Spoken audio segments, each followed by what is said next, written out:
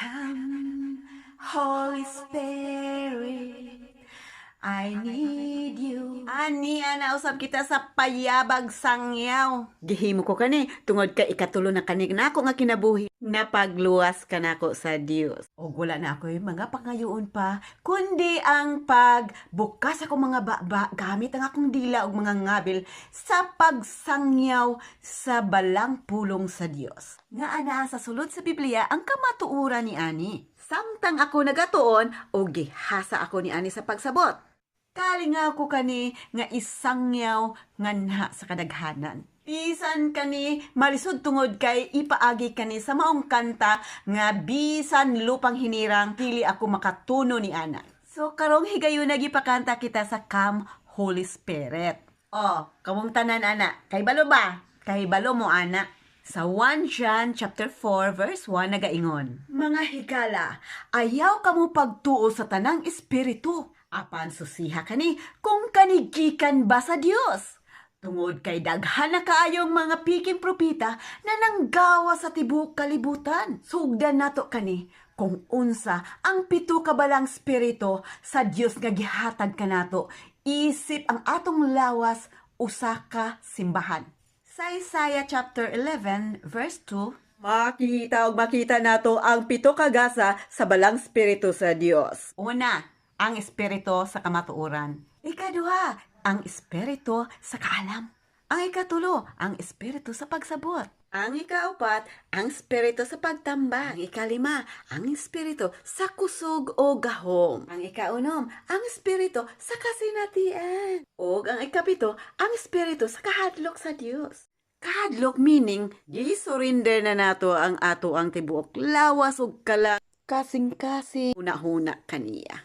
Come with your strength and your power.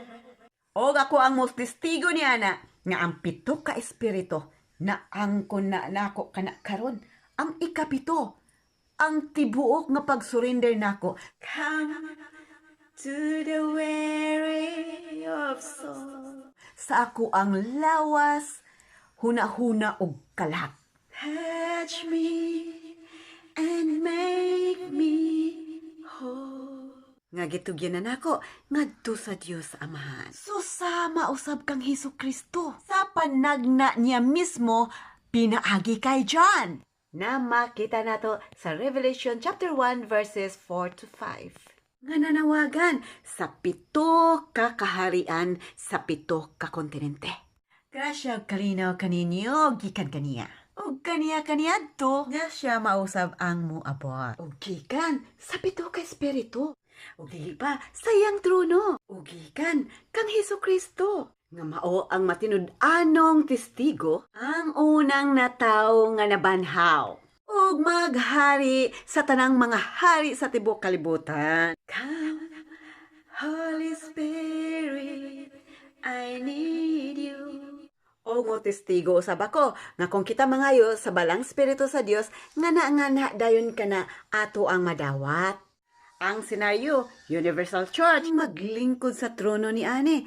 Mao ang balang spirito ni Hesukristo na siya ang tinuod na Misaya, tinuod na Elohim, tinuod na Adonai, tinuod na Jehovah, o tinuod nga Morning Star. Come, Holy Spirit, I pray. Ug ang maong pag-ampo, direct kani mismo sa amahang langit noon si Hesukristo, tagsa kita nga mga liyupo. Sa mismo natong presensya. Ug dili na kita kinahanglan pang magpa-pray over.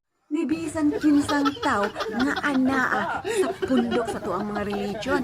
Oh, let your sweet healing power.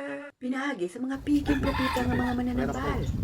O nga naman, tungod kay silang mga disipulo ni Lucifer, ang fallen angel, ang halas orbitin, ang piking Elohim, ang piking Yahweh, ang piking Adonai, ang piking Misaya, ang piking Jehovah, ug ang piking Morning Star. Siya ang naglingkod sa trono sa tanang religion sa tibuok pito ka kontinente. Siya ang piking imahe ni Jesucristo nga gilansang diha sa sulod sa simbahan. Siya ang hari sa tanang hari sa kadautan. Karon magpili ka mo, Universal Church Lawas ni Kristo nga balaan ang matag organs niya ni or ang simbahan ni Satanas. Ang simbahan ni Satanas maayo lang kani kung adunay mga manimba. Nga naman, tungod kay ang mga membro ni ani na lawas sa mga tao, mao ang naghatag og espiritu sa maong konkreto na simbahan. Apan kung walay misa, walay pari, walay pastor, walay mga membro, usa lamang ka itlog ang nabilin walay espiritu. Nga naman, nga kitang mga membro, nahisama usab sa maong itlog nga ang maong kalag natong tanan. Ania sa sulod nga mao ang igyok.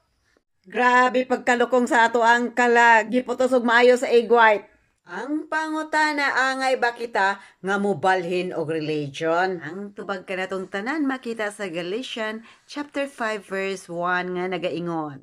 Sa kagawasan kita ni Kristo gilibre. Barugi kani. Og ayaw na pagpasana ang pagpahimong ulipon sa maong religion. So, ang unang sugo ni Jesucristo nga nagaingon, higugmaa ang Dios labaw sa nga tanan. Ako na kanang buhaton karon. Sa mahal na adlaw, ayaw na magpalinglaan, ayaw na magsakasaka sa malasag. Mao ni ang simbol ni Satanas. Gilukong nila ang atong kalag, nga mao ang igyok.